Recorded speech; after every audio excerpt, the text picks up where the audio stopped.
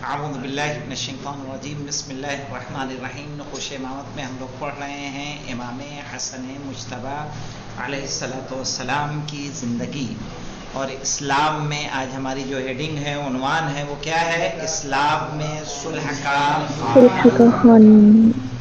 اور امام حسن علیہ السلام کی اگر صلح کو غلط کوئی ثابت کرتا ہے تو ہم کیا کہیں گے کہ اگر رسول نے صلح نہ کی ہوتی تو حسن نے بھی کبھی صلح نہ کی ہوتی۔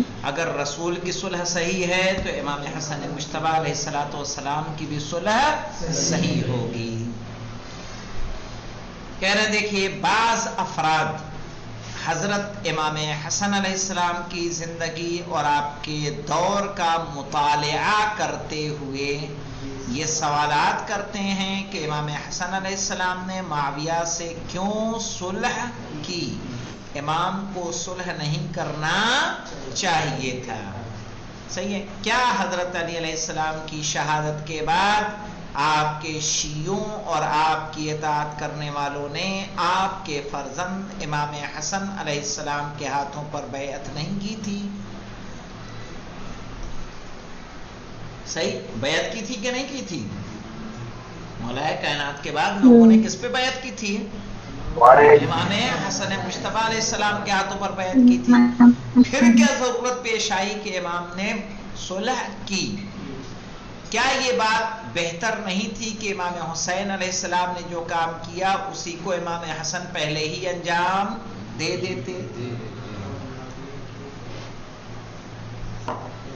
یعنی معاویہ کے خلاف کیا کرتے؟ تلوار کے ذریعے قیام کرتے اور مقابلہ کرتے، اور معاویہ کے خلاف قیام کرتے، اور اس وقت یا خود کامیاب ہو جاتے یا اپنی شہادت کے ذریعے سے معاویہ کی حکومت کو متزلزل کر دیتے۔ صحیح ہے، یعنی اس میں زلزلہ پیدا کر دیتے۔ جہاں امام کی شہادت واقع ہوتی تو شیعوں کو جوش آتا کہ نہیں آتا، اور معاویہ کے خلاف بھڑک اٹھتے وہ۔ تو امام نے یہ کام کیوں نہیں کیا؟ سمجھ میں آیا کیا ہے کہ جو بھی امام حسن علیہ السلام کی زندگی کا بغور مطالعہ کرتا ہے اسے یہ سوال پیدا ہوتا ہے کہ امام نے صلح کیوں کی؟ جب علی کیونکہ علیہ ان کے السلام ساتھی کے ان بعد کے ہو گئے تھے۔ جی بالکل کہہ رہے ہیں، باقاعدہ امام کے جو لشکر کے سردار تھے انہوں نے خط لکھ دیا تھا معاویہ کو، کہ اور معاویہ نے ان کو پیسے بھیجے تھے کہ تم جب بھی کہو ہم امام حسن کو پکڑ کے تمہارے حوالے کر دیں گے۔ کون ہیں یہ؟ امام حسن مجتبی کے لشکر کے سردار ہیں، سپہ سالار ہیں، اور معاویہ نے وہ سارے خط لا کے امام حسن مجتبی کے سامنے پیش کر دیے تھے، پروپیگنڈا پھیلایا تھا، پوری ایک تفصیل ہے اس کی۔ ان سوالوں کے جواب دینے سے قبل ضروری ہے کہ بطور مقدمہ اس نکتے کی یاد دہانی کرتے چلیں کہ آئین اسلام میں جنگ و جہاد کے نام سے صرف ایک قانون ہی نہیں پایا جاتا ہے، بلکہ جس طریقے سے دین اسلام مسلمانوں کو مخصوص شرائط میں یہ حکم دیتا ہے کہ وہ دشمن سے جنگ کرے، اسی طریقے سے وہ یہ بھی حکم دیتا ہے کہ اگر مقصد کو آگے بڑھانے کے لیے جنگ مؤثر نہ ہو تو صلح کا راستہ اختیار کرے۔ صحیح ہے، تاکہ اگر جنگ سے کام نہیں بن سکتا تو کس سے کام لینا چاہیے؟ صلح سے کام لینا چاہیے۔ ہم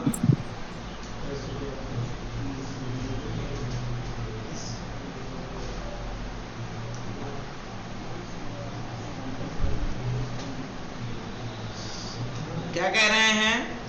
ہم رسول اکرم کی صلی اللہ علیہ وآلہ وسلم کی زندگی میں اس ورق کے دونوں صفحوں کا مشاہدہ کرتے ہیں۔ یعنی کس ورق کے؟ کس ورق کے؟ صلح کے ورق کا۔ صحیح ہے، ایک تو یہ کہ رسول اسلام نے جہاں بدر، احد، خندق اور حنین میں جنگ کا راستہ اختیار کیا ہے، کہاں کام آنا ہے؟ جنگ بدر میں۔ کیا ہے کہ صلح کی کہ جنگ کی؟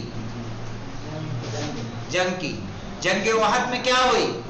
جنگ۔ جنگ خندق میں جنگ خندق کا اور کیا نام ہے؟ دوسرا نام کس کو یاد ہے؟ جنگ احزاب. جنگ خندق کو اور کیا کہتے ہیں؟ جنگ احزاب. ہم جب مدینے جاتے ہیں تو وہاں پہ ہم لوگ جاتے ہیں زیارت کے لیے جہاں جنگ خندق ہوئی تھی. میدان خندق ہے، وہاں پہ باقاعدہ 7 مسجدیں ہیں. کتنی؟ 7 مسجدیں. اور جہاں خندق کھدی تھی وہاں بھی سڑک بنی ہوئی ہے. آثار قدیمہ کو انہوں نے باقی نہیں رکھا ہے، ختم کر دیا ہے. تو ہم گئے تھے خندق کے میدان، لیکن بس سے اترنے نہیں دیا جاتا ہے، بس پہ بیٹھے رہو، اسی میں بس دکھا دیتے ہیں وہ. تو وہاں ایک مسجد سلمان فارسی ہے، مسجد امام علی ہے، مسجد فتح ہے، اور ایک مسجد خندق ہے، اور مسجد فاطمہ ہے. اس طرح سے 7 مسجدیں وہاں پائی جاتی ہیں. تو بس کیا خالی بس میں بیٹھے رہیں اور آپ بس ایسے یوں جاؤ ایسے نکل جاؤ. مسجدوں کے اندر بھی نہیں جانے دیتے؟ نہیں نہیں نہیں نہیں، بس سے اترتے ہی وہاں تو کوئی نماز پڑھتے ہیں؟ بس سے اترتے ہی نہیں. اچھا، کسی کو بھی نہیں. تو وہاں پہ نماز پڑھتے ہیں ان مسجدوں میں؟ اب پتہ نہیں، چونکہ ہم لوگ تو بس میں ہی تھے، بس سے اترنے ہی نہیں دیا ہمیں، بولے پرمیشن نہیں. اچھا، ان جنگوں کے نام پہ بھی انہوں نے مسجد ہی بنا دی ہے، جنگ احزاب. جنگ خندق. ہاں، اچھا، جنگ خندق ہے، مسجد خندق. صحیح. تو خندق مولانا خندق اس لیے کہ خندق اور احزاب اس کو اس لیے بولتے ہیں کہ تمام گروہ مل کر آئے تھے. اور جنگ حنین یہ بھی جنگ ہے، میں جنگ کا راستہ اختیار کیا. وہیں دوسرے حالات میں جب کامیابی ناممکن نظر آ رہی تھی تو انہوں نے کیا کیا؟ مجبور ہو کر دشمنان اسلام کے ساتھ صلح کر لی اور جنگ سے پرہیز کیا. اور یہاں تک کہ جو کفار مکہ نے شرائط رکھی، ان تمام شرائط کو رسول نے کیا کیا؟ قبول بھی کیا. کہا رسول کاٹ دے، اگر رسول مانتے ہم آپ کو تو کیوں جنگ کرتے؟ محمد ابن عبداللہ لکھو. صحیح ہے، رسول نے مولا کائنات کو کہا کہ ایسا ہی کر دیں. کیا؟ تاکہ اس کے زیر سایہ اسلام کی ترقی محفوظ ہو جائے. پیغمبر اکرم کا بنی حمزہ بنی اشجع نیز حدیبیہ میں اہل مکہ کے ساتھ صلح کرنا بھی انہی موارد میں شمار ہوتا ہے. صلح حدیبیہ کا تو پتہ ہے کہ یہ کی تھی صلح حدیبیہ. دوسری یہ پہلی والی کون سی یاد آ رہے ہو؟ نہیں، ان لوگوں کے ساتھ پیغمبر کا بنی حمزہ بنی اشجع، تو یہ ان کے ساتھ الگ صلح ہوئی تھی. صلح ممکن ہے جنگ بندی پر ہو یہ، ٹھیک ہے. تو ایک صلح ان 2 قبیلوں کے ساتھ ہوئی ہے، بنی حمزہ اور بنی اشجع کے ساتھ. اور اسی طرح سے حدیبیہ کس کے ساتھ؟ مقام حدیبیہ میں ہوئی ہے کفار مکہ کے ساتھ. جی، 2 ہی صلح ہوئی ہیں. شرائط کیسے کیسے ہیں؟ شرائط کہ ہاں صلح میرے خیال سے رسول کی زندگی میں باقی اور صلح کے مقامات نہیں نظر آتے ہیں. شرائط کیسے کیسے ہیں کہ اگر کوئی مسلمان پکڑا جائے گا کفار میں مکے کے اندر تو وہ کفار اسے واپس نہیں کریں گے، اور اگر ان کا پکڑا جائے گا، ادھر قید کیا جائے گا تو یہ مسلمان اسے واپس کر دیں گے. اور رسول نے اس شرط کو قبول کیا. مسلمان بفر گئے کہ یہ بھی کوئی شرط میں شرط ہے، ہمارا پکڑا جائے گا تو واپس نہیں ہوگا اور ان کا ہمیں واپس کرنا ہوگا. لیکن رسول کچھ اور ہی سوچ رہے تھے. جب مسلمان پکڑا جاتا تھا تو وہ لوگ واپس نہیں کرتے تھے، وہ مکے میں رہ کے وہاں تبلیغ کیا کرتا تھا.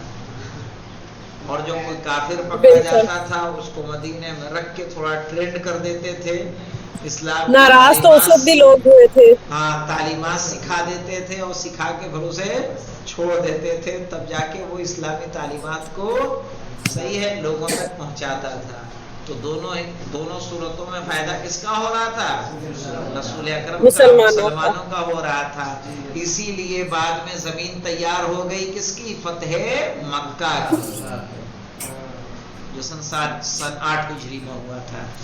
لہذا لہٰذا جس طریقے سے پیغمبر اسلام صلی اللہ علیہ وآلہ وسلم نے بعض عظیم مصلحتوں کی بنیاد پر، یہ یاد رکھنا، بعض عظیم مصلحتوں کی بنیاد پر، عظیم مصلحت سمجھ میں آئی کیسے؟ کی بنیاد پر وقتی طور پر دشمن سے صلح کی، اس وقت اس کی مصلحت بعض لوگوں کے لیے واضح نہیں تھی، اس لیے وہ مخالفت کر رہے تھے۔ حضرت امام حسن علیہ السلام نے بھی جو الہی رہبر اور دینی رہنما تھے اور تمام لوگوں سے بہتر قضیے کے تمام پہلوؤں سے واقفیت رکھتے تھے، ایک خاص دور اندیشی کے ساتھ اسلامی سماج کی فلاح و بہبودی کی تشخیص، صحیح ہے، جنگ جاری نہ رکھنے کی صورت میں کی۔ امام نے یہ فیصلہ کیا کہ اگر جنگ جاری رہی تو اس میں مسلمانوں کا خون بہے گا، نتیجہ کچھ حاصل ہونے والا نہیں ہے۔